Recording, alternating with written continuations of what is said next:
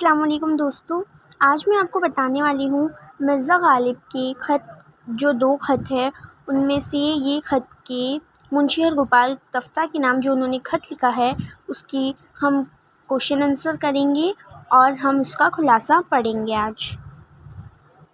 تو بہت دھیان سے سنیے گا، یہ منشی ہرگوپال کو جو خط لکھا ہے غالب نے اس کا خلاصہ ہے۔ سو ہم شروع کرتے ہیں۔ مرزا غالب نے پہلا خط اپنے شاگرد اور عزیز دوست، تو اس سے ہمیں پتہ چلتا ہے کہ جو منشی ہرگوپال ہے وہ مرزا غالب کے شاگرد اور عزیز دوست تھے۔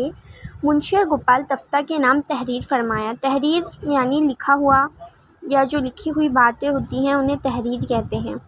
اس خط کی ابتدا میں یعنی شروعات میں غالب نے تفتہ سے اپنے گہرے تعلق کا ذکر کیا ہے، یعنی وہ ان کے پہلے کیسے دوستی ہوا کرتی تھی، وہ پہلے کیسے رہا کرتے تھے وغیرہ وغیرہ۔ اس کے بعد 1857 میں دہلی میں جو کچھ ہوا اس کے بیان کیا ہے کہ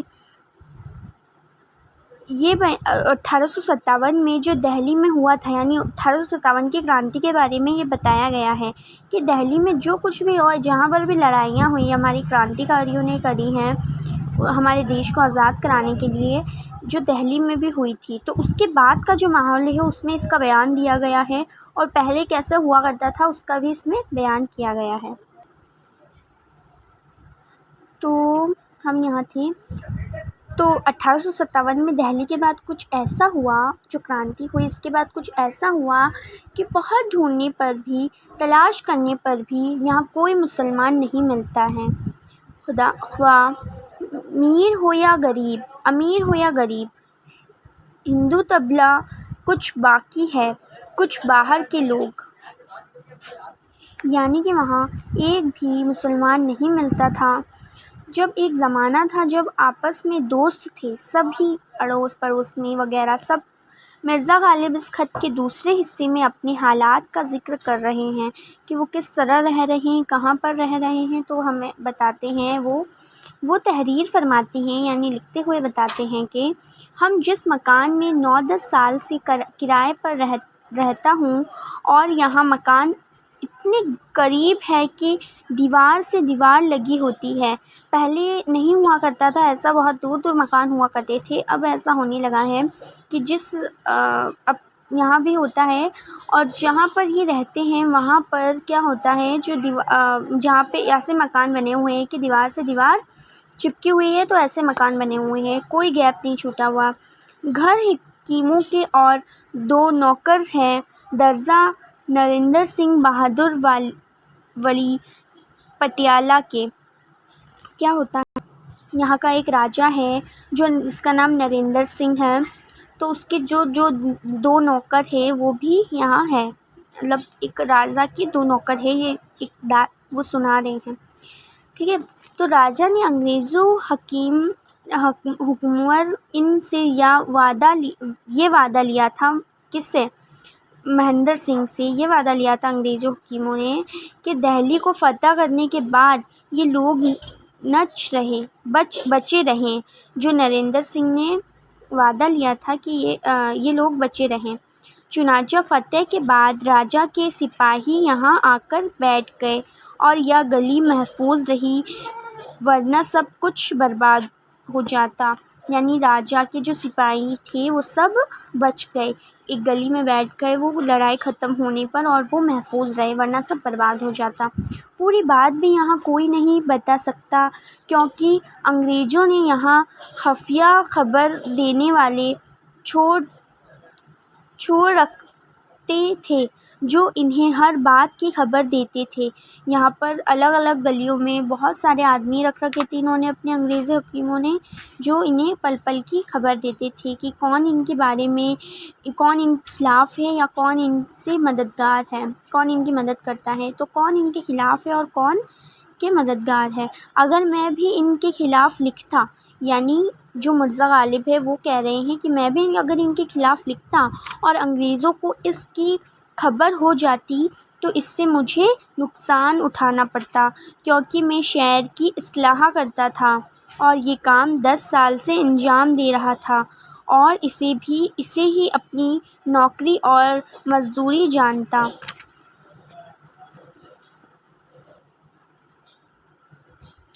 تو اس لیے میں نے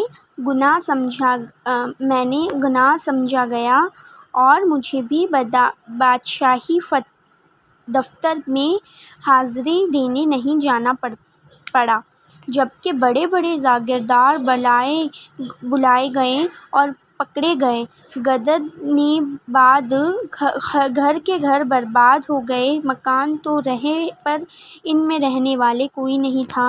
ابھی تک مسلمانوں کو جو اس شہر سے چلے گئے تھے واپس نہیں آنے دیے جا رہے تھے، یعنی کہ وہ اس شہر سے چلے گئے تھے کئی مسلمان، انہیں واپس نہیں آنے دیا جا رہا تھا۔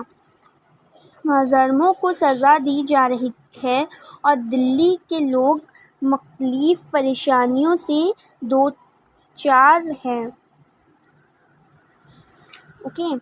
تو نفسی جو مضمون ہے، تو اس میں خط نے کیا لکھا ہے، ایک چھوٹا سا پیراگراف ہم آپ کو بتاتے ہیں۔ مرزا غالب نے اس خط میں نہایت ہی پورا اثر انداز میں 1857 کے ماحول کا نقشہ کھینچا ہے۔ اس قسم کے واقعات انسان کی شخصی اور سماجی زندگی کا تانا بری طرح سے بکھیر دیتے ہیں۔ اس خط سے ان حالات کا بخوبی اندازہ لگایا جا سکتا ہے کہ غالب کے خطوط صرف ان کی ذاتی زندگی ہی کی عکاسی نہیں کرتے بلکہ ان کے زمانے کے سماجی اور سیاسی ماحول کے بارے میں بھی نہایت کارآمد معلومات فراہم کرتے ہیں۔ تو اس کتاب کی جو ہم سوالات ہیں وہ پڑھ لیتے ہیں۔ ہم آپ کو بتا دیتے ہیں، جو فرسٹ کوشچن ہے ہمارا وہ ہے دوسرا جنم ہم کو ملا، اس سے غالب کی کیا مراد ہے؟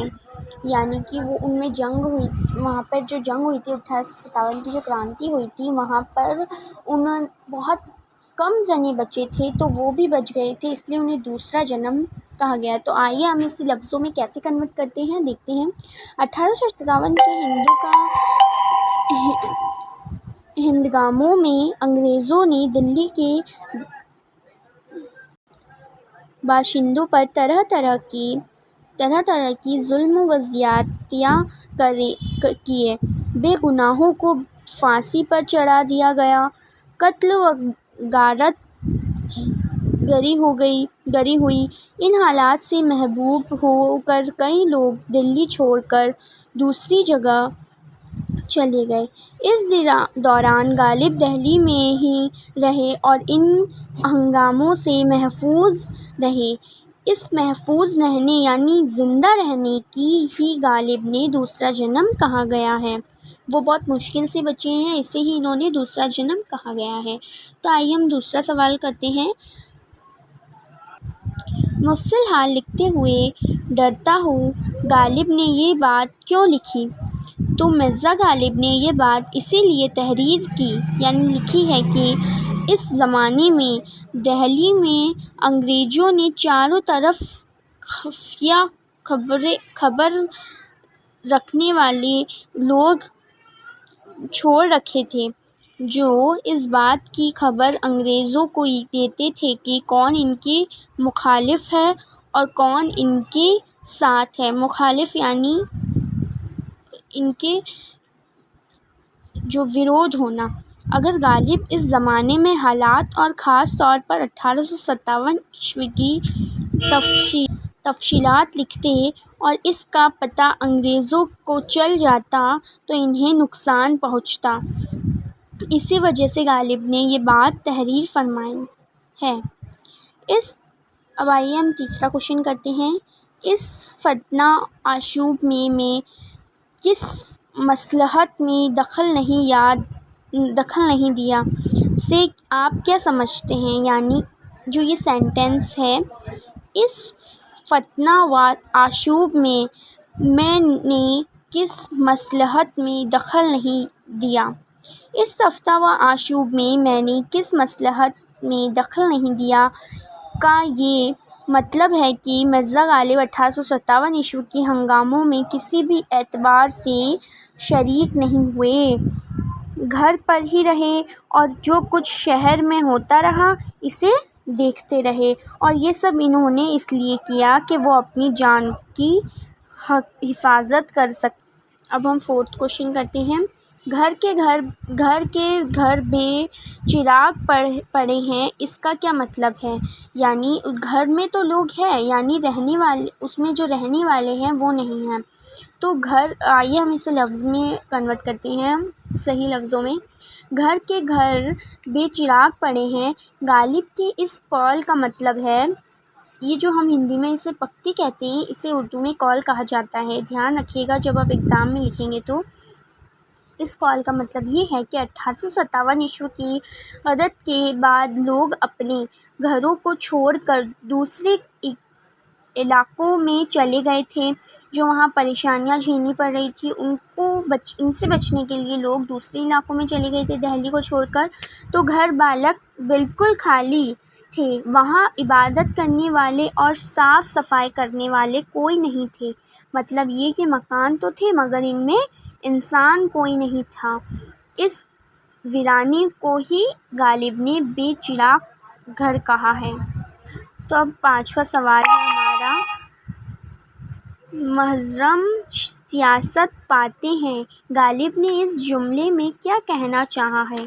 یعنی محرم سیاست پاتے ہیں، اس جملے میں غالب کی مراد یہ ہے کہ لوگوں پر زیادتی کرنے والے یعنی انگریز اور ان کے ساتھی جو سزا کے حقدار تھے وہ کرسی پر بیٹھے ہوئے تھے اور بے قصور اور مظلوموں کو بغیر کسی جرم کے قید خانے میں ڈال رہے تھے یا پھانسی دے رہے تھے، جو مظلم سیاست پاتے ہیں۔ غالب نے اس جملے پر کیا کہنا چاہا؟ یعنی جو مظلم سیاست پاتے ہیں، جو انگریز تھے وہ تو بڑے تھے، جو بے قصور تھے انہیں پھانسی یا سزا دی جا رہی تھی، اور جو انگریز تھے انہیں نہیں۔ تو آج ہماری کیسی ویڈیو لگی آپ ضرور بتائیے گا، یہ میری فرسٹ ویڈیو ہے، سو اس لیے کمنٹ اور سبسکرائب اینڈ لائک کرنا نہ بھولیں۔